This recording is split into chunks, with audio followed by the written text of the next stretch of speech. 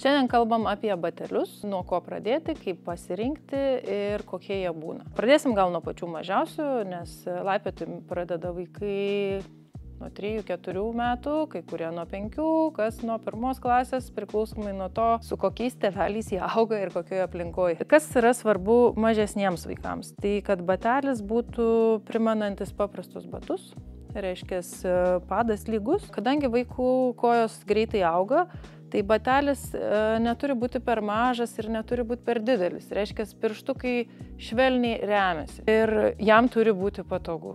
Svarbiausias dalykas vaikams – patogus bateliai. Kokie dar gali būti? Vaikiški bateliai gali būti ir tokie, jau truputėlį arčiau sportinio varianto, bet svarbu, kad padas būtų tiesus. Yra daug variantų, svarbiausia, kad nebūtų formuoti ir pirštai lengvai remiasi į priekį, bet nespaudžia. Jeigu turim truputėlį paaugusias kojas ar pradedančius laipiojus jaunimą, taip pat pradžioj rekomenduočiau turbūt pirmus batelius tiesius, visiškai netechniškus, neišformuotus. Išformuoti dažniausiai matosi pagal linkį čia ir va čia. Tai reiškia, jau čia yra techniniai bateliai skirti truputėlį daugiau palaipius, nes jie sulenks pirštus į tokį kabliuką, jau galima sakyti, dėl tikslumo. Dar kartą pakartoju, pradedant, labai svarbu, kad bateliai būtų tiesus ir pirštai remiasi į batelio priekį. Kas svarbu renkantis dar, tai yra rinktis ar batraiščius renkamės, ar renkamės lipdukus. Laipiojimo salėje dauguma mėgsta galbūt labiau lipdukus, nes jie greitai atsisega, greitai užsisega ir juos lengva ir greita užsidėti. Batraiščiai turi privalumą tokį, kad jūsų pėdą galima suformuoti labiau ir labiau priglustų batelis. Bet čia jau yra patogumo klausimas. Kas dar būna bateliuose skirtingo, tai yra ar batelis yra padarytas iš odos, ar jis yra pagamintas iš sintetinių medžiagų. Dažniausiai sintetinės medžiagos nesitemps, reiškia, batelis nepakeis savo formos ir tokį, kokį nusipirkot, jis toks ir bus.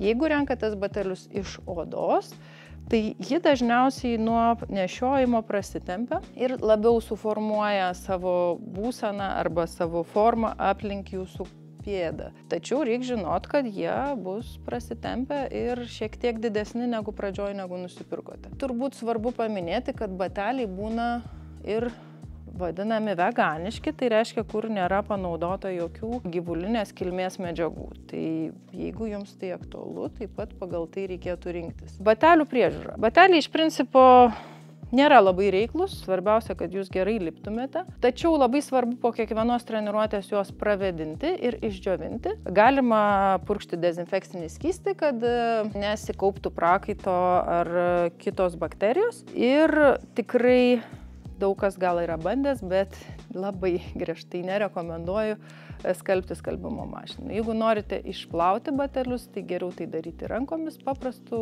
muilu ir išdžiovinti natūralioje šilumoje. Rekomenduotini bateliai pradedantiems arba pirmus metus laipiojantiems: Gecko Gym sintetiniai, Tarantula odiniai, Kubo su batraiščiais Tarantula Laces, Katana, Stikitai mažesniems vaikams ir klasikiniai Mytosai bei Mistralis.